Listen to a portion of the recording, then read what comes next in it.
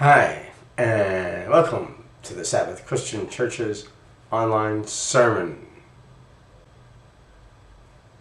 We have been talking about how a person's face shows his inner thinking. It is a form of communication. And some faces are happy and joyful, and some faces are mean and nasty. How about God's face? It says that the Lord will make his face to shine on you and be gracious to you. So God's face doesn't show in the sense that a human face does, because God's face shines more powerfully than the sun, and it is not quite beholden to a human being. But its meaning is beholden to a human being. The Lord is righteous, and he loves righteousness. The upright will behold his face. Can't behold it in the physical sense, but it beholds what his face represents. It's a person-to-person thing, or his presence, his sense of who he is, because that's what his face represents. It means behold. When it says behold here, it says to gaze at, mentally to perceive, contemplate with pleasure, specifically to have a vision of.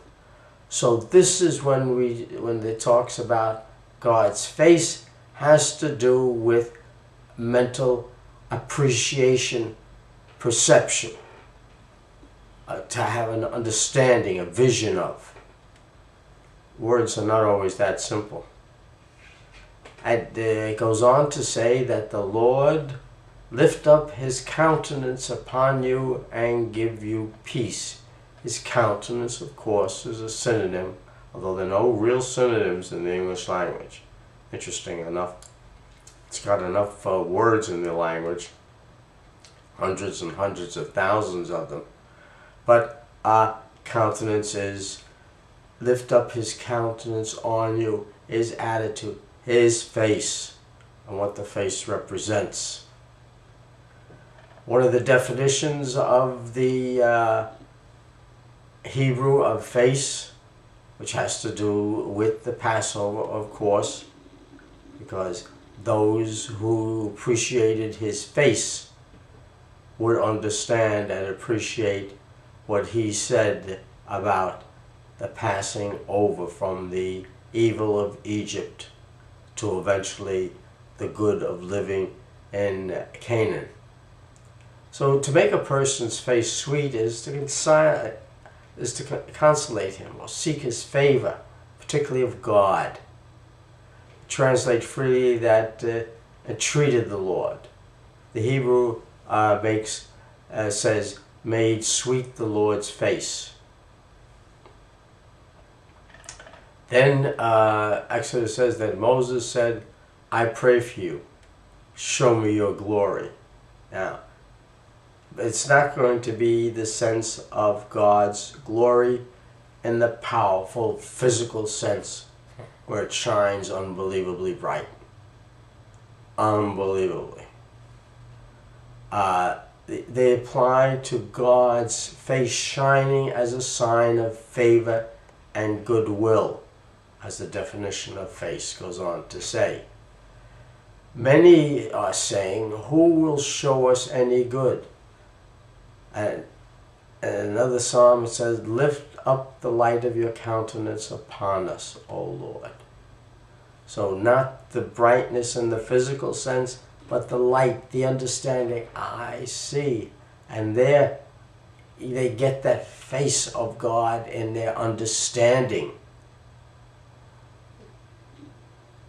It says, how long, O Lord, will you forget me? Forever?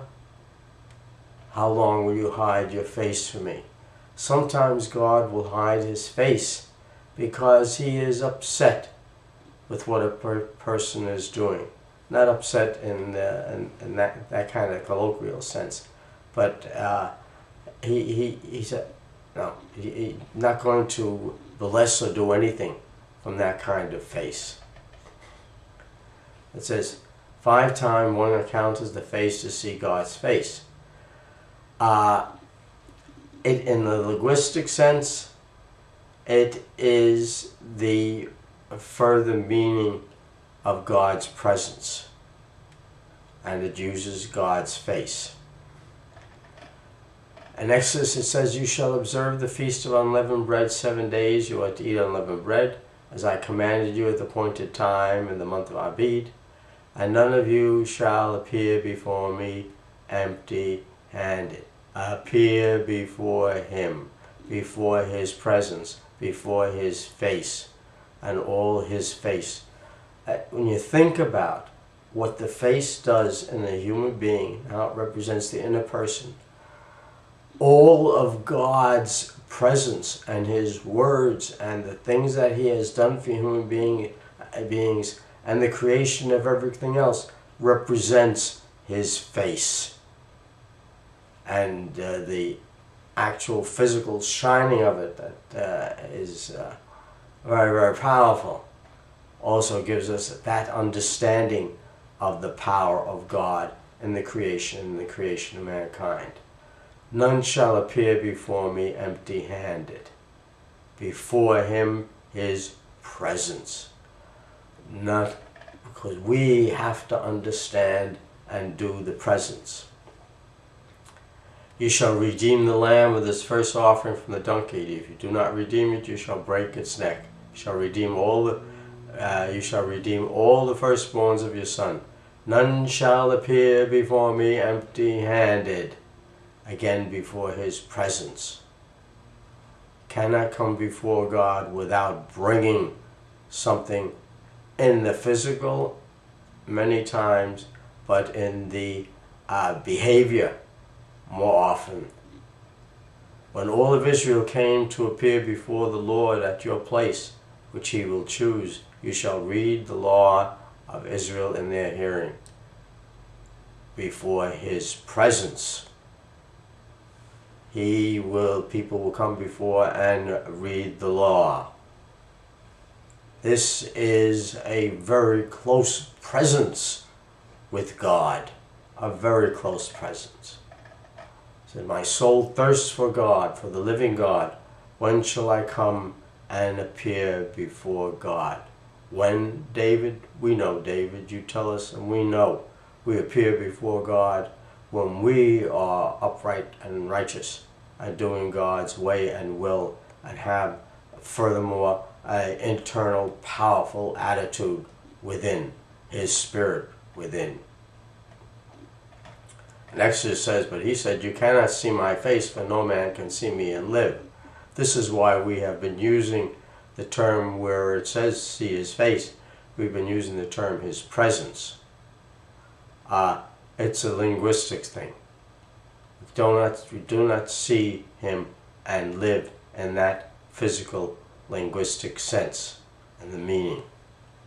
So Jacob said, named the place Peniel, for he says, I've seen God face to face, yet my life has been preserved. Well, here again in Genesis, you cannot take the term face to face, seeing God face to face, and the term, but in the person to person or his presence. When we see God's presence and understand him, and you can feel what God's face contains in it, and you have that overwhelm us, then we are face to face with God. Can't be physical. Thus the Lord used to speak to Moses face to face, just as a man speaks to a friend. So it's person, to presence.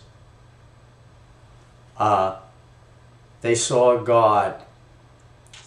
A man must perish if he looks on and hears God. They reiterate that.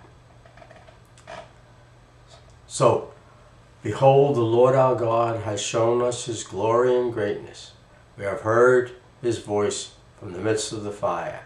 We have seen today that God speaks with man, and yet he lives.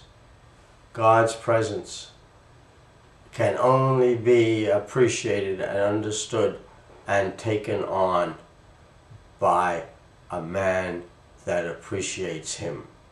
We have the record of God speaking with man, his words coming from his face and written down. And that face becomes a part of our minds. So we have God's presence, his face, if you will, his presence within at all times. And that presence gives us the power to do his word, power at work within. Amen. And thank you for watching and listening.